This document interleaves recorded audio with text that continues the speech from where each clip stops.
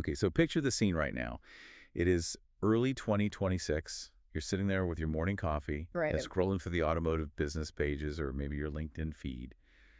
And what is the vibe? What is the prevailing mood out there right Oh, now? it's anxiety, heavy anxiety. Honestly, Oh, yeah. it's a lot of hand-wringing.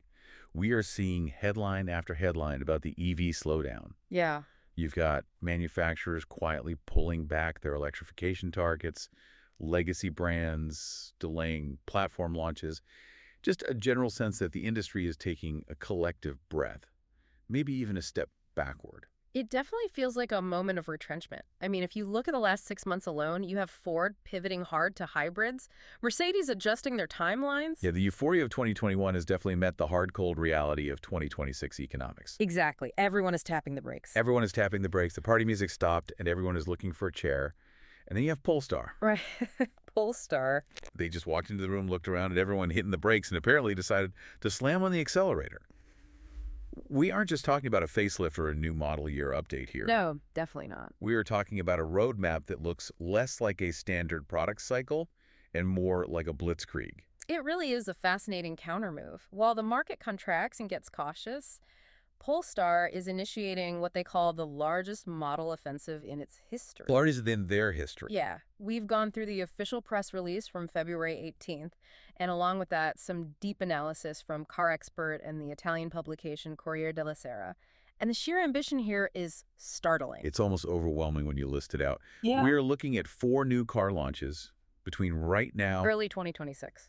Yeah, early 2026 and 2028. That is a massive amount of metal to move in just 36 months. Yeah. I mean, most companies struggle to launch 1 car without a hitch in that time frame, let alone 4. It is huge. And to understand why they are doing this, you really have to look at the leadership. This is all happening under CEO Michael Lohscheller. Right. His strategy is explicitly to move Polestar from being a sort of cool, niche, Scandinavian design experiment. A boutique brand, basically. Exactly. To move from that into the absolute heart of the EV market. They are done playing on the fringes. They are hunting for volume now. So our mission on this deep dive is to unpack this roadmap, because it effectively redefines the whole company. It does. We need to understand if this is bravery or madness. So we have 4 cars. We have the Halo, which is the Polestar 5. Yep. We have the Fix, or maybe you could call it the Pivot, which is a new version of the 4. We have the Icon, the Next Gen 2. And finally, the Volume Seller, which is the 7. That is a really solid way to categorize them, actually. And what's interesting is that each one tells a completely different part of their business story. Let's start with the immediate future then. Summer 2026. The Polestar 5. The 5. This car has been teased in various forms for a long time. I feel like I've been seeing concept photos of this thing for years. You have the Precept concept. Right, but it is finally landing in Europe. Right, so the Polestar 5 is the Halo car. It's a 4-door Grand Tour, a GT. Okay. From a business perspective, listeners should understand that a car like this isn't designed to keep the lights on. It's not a cash cow. It's not the volume seller. No, it's a brand builder. It exists to make you want a Polestar even if you eventually buy a cheaper model. It establishes the pedigree of the brand. It looks incredible strictly from a design standpoint. Okay. But I want to dig into the engineering here because the sources keep flagging this lightweight bonded aluminum platform. Yes. Now, for those of us who aren't material scientists, why is that such a headline feature? I mean, why are they making a big deal out of glue? It matters because of where that tech usually lives. Bonded aluminum, which is literally gluing distinct aluminum structures together rather than welding heavy steel, Right. is incredibly expensive and difficult to mass produce. So it's high-end. Very high-end. It's what you find in a Lotus or an Aston Martin. It makes the chassis exceptionally rigid and very, very light. And in the EV world, weight is the enemy of range, right? Exactly. Weight kills range. And rigidity is the best friend of handling. Precisely. Most EVs in this segment, they just share a heavy skateboard platform from a parent company just to save money. By using a bespoke bonded aluminum chassis, Polestar is aiming this car directly at the driving dynamics of the Porsche Taycan and the Lotus Emea. That's a bold claim. It is. They are saying we aren't just a Volvo spinoff, we are a high-performance constructor. They want to prove they can run with the big dogs on the track. So it's a technical flex, a very expensive flex. Totally. But here's where the strategy gets confusing for me. I was reading the Car Expert analysis, And they pointed out a massive omission. This Halo car, this absolute pinnacle of their engineering, Yeah. it isn't going to be sold in China or the United States initially. That caught my eye as well. It's a very specific exclusion. Those are the two largest car markets on the planet. Yeah. That feels like launching a flagship smartphone and saying, no thanks, we won't sell it in New York or Shanghai. What is the logic there? Are they allergic to money? It's a high-risk, calculated decision. There are two likely reasons for this. Okay. One is supply chain protection, keeping the volume low and manageable in their home territory of Europe to ensure quality control.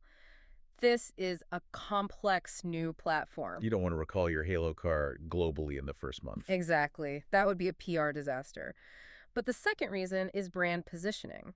They might be trying to solidify Polestar as a distinctly European luxury player before wading into the vicious price wars in China or the tariff complexities in the U.S. Well, the price wars in China are brutal right now. Yeah. So that makes sense. Establish the prestige first locally, then export the luxury later. Right. But it certainly raises the stakes. I mean, if you're going to ignore those markets, the car better be absolutely flawless in Europe. Absolutely. It has to be a critical darling immediately. There is no room for error when you limit your market like that. Okay, so the 5 is the dream car, the Halo.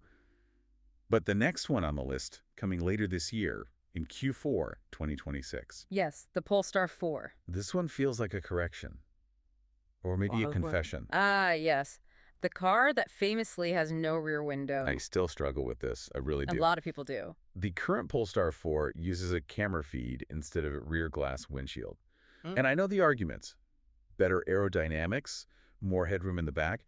But functionally, it just freaks some people out. It does. It feels like tech for the sake of tech. Well, it was a very polarizing design choice. It signaled innovation, for sure, but it also signaled quirky. Very kooky. And when you are trying to cross the chasm to mass adoption, as Lohscheller wants to do, quirky can be a barrier. It's one thing to be different. It's another to be alienating. Well, apparently Polestar has looked at the sales data, or maybe just the customer feedback forms, and decided to pivot. Because the new variant launching in late 2026 has a revolutionary feature. Glass. Glass. I mean, An actual window. it sounds almost absurd to celebrate a window, doesn't it? It really does. But this is a significant strategic shift. The teaser images show a reshaped rear end, a more upright tailgate. It's less coupe and more utility. The sources are describing it as a mix of an estate and an SUV. And that terminology is highly deliberate. Think about the cultural context here. Polestar is Swedish. Sweden is the spiritual home of the estate car, the station wagon. Oh yeah, the boxy Volvos of the 80s and 90s. Exactly. The ones that looked like they were drawn with a ruler and built like literal tanks. That is a massive part of their heritage. By reshaping the Polestar 4 into an estate-style EV, they are tapping into that practical utilitarian DNA that people just love about Swedish cars. It's a return to roots. It is. It feels like they are admitting that the coupe SUV shape, while stylish, Yeah. is a bit limited. Like, sure, it looks fast, but where does the dog go? Right. I wouldn't call it a full admission of defeat, but it is a recognition of commercial reality. Yep. If Lohscheller wants to hit the heart of the market, he can't rely on a car that alienates families who need to pack a dog crate or stack boxes in the back. The camera system was cool tech, but the estate shape is cool business. Now with 100% more utility. I like it. Exactly. Okay, let's move to 2027, because this is the big one for me. The Polestar 2. You icon. This is the car that effectively built the company. They've sold over 190,000 of them. Yeah, it's a huge number for a new brand. It's their bread and butter. It's the one you actually see out on the road.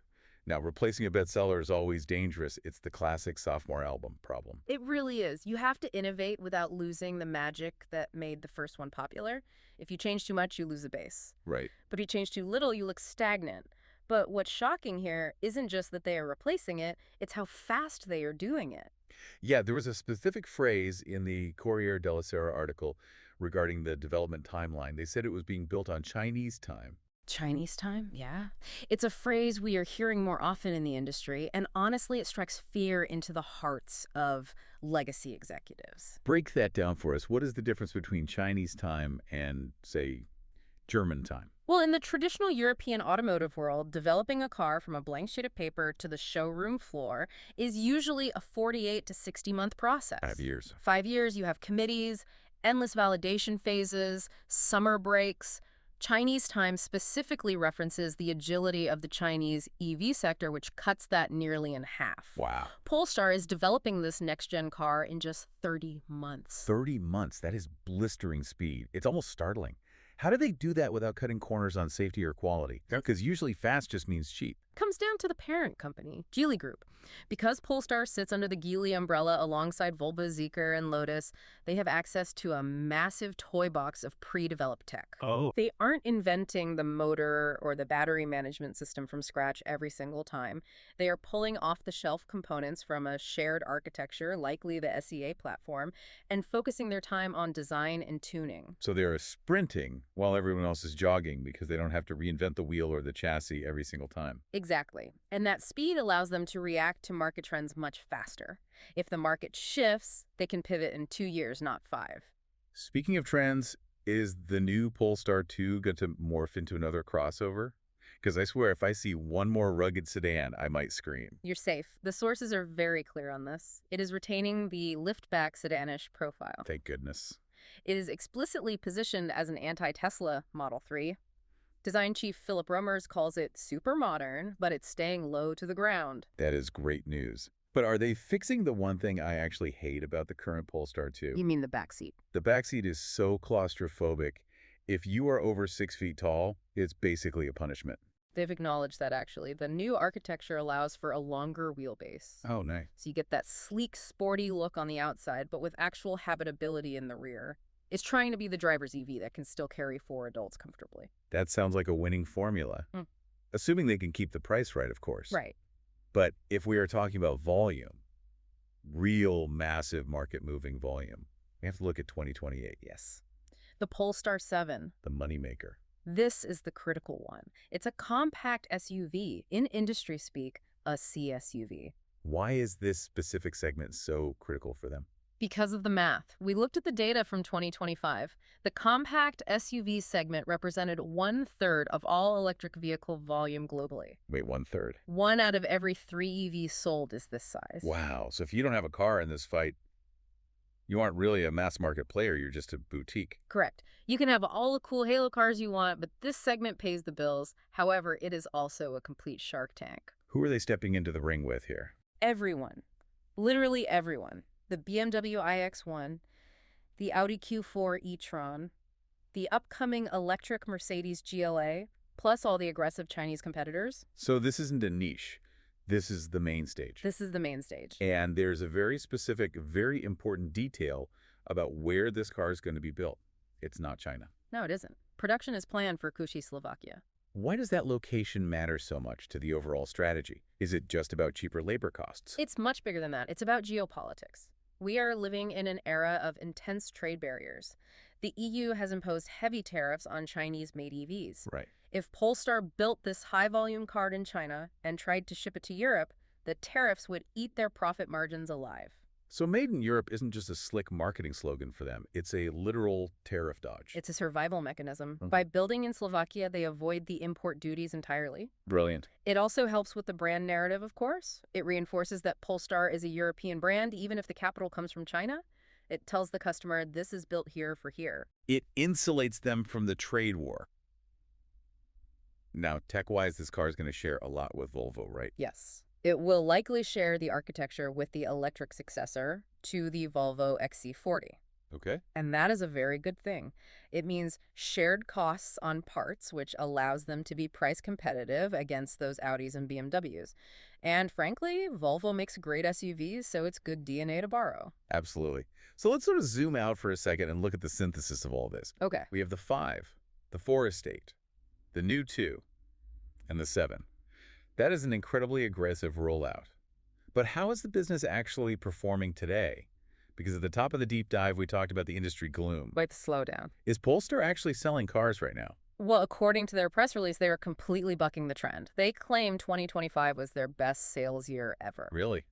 That is surprising given the macroeconomics. It is, and they are projecting double-digit growth for 2026. But what I find most interesting is how they are selling these cars. They are fundamentally changing their retail strategy. I saw that note in the sources about expanding the retail network by 30%. Yeah, it's a massive pivot away from the pure click and buy online model.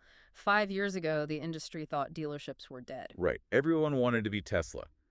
Order on your phone and a car just shows up at your door. Exactly. And now, Now they're realizing that when a customer is spending 60, 70, or 80,000 euros, they want a human connection. yes, They want to see the paint color in daylight. They want to kick the tires. they want to know there's a physical building they can go to if something breaks. It's funny how cyclical this is. We disrupted the dealership model only to discover that, well, we actually need places to put the cars. Precisely.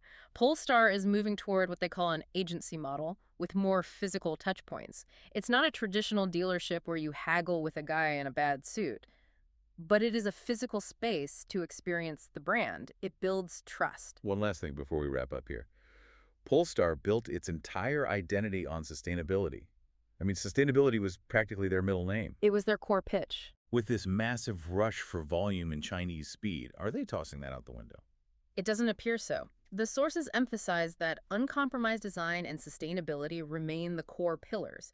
They are still holding firmly to that goal of halving emissions by 2030. That is a very hard needle to thread, though. Yeah. Scaling up production volume while driving down carbon intensity per car. It is the hardest challenge in manufacturing right now, but using clean energy in their European factories like the one in Slovakia will be a big part of that equation. They are trying to prove that volume doesn't have to mean pollution. Okay, let's recap this whirlwind for the listener because there was a lot of information there. Let's make it crystal clear. Good idea. First, we have the Polestar 5 arriving this summer, the technological halo that is skipping the US and China to build prestige in Europe. Right. Second, we have the Polestar 4 variant late this year, bringing back the rear window and embracing the estate life for practicality. Utility player. Third, the Polestar 2 Next Gen in 2027, developed at breakneck Chinese speed to keep the icon fresh. And finally, the Polestar 7 in 2028, the European-made volume fighter entering the toughest segment on Earth. It is a comprehensive, high-stakes strategy. They are trying to cover the dreamers, the families, the purists, and the mass market all at once. It's ambitious. Uh-huh. So here is the provocative thought I want to leave you with. Polestar built its name on being different. Gold seatbelts minimalist, design no rear windows. Quirky. Just being the cool, slightly weird cousin of Volvo. Yeah. But now they're moving at Chinese speed, using European heritage, putting windows back in, and building compact SUVs just like everyone else. Yeah. As they introduce these normal features and enter these crowded segments, can they actually keep that unique cool factor? Or by chasing volume, do they risk becoming just another premium brand in the pile? That is the multi-billion-dollar question right there. Growth is great, but brand dilution is the silent killer. It's a real tightrope walk. We'll be watching closely to see if they can pull it off. But before we go, I want to take a second to say thank you. Yes, absolutely. We know your time is incredibly valuable. There's a lot of noise out there right now, a lot of hot takes, and a lot of doom scrolling available to you. Thank you specifically for choosing to spend these minutes with us to get smarter about the world of automotive innovation. We really appreciate you listening. We really do. It's a fascinating time to be watching this industry, and we're glad you're watching it with us. We'll catch you on the next Deep Dive.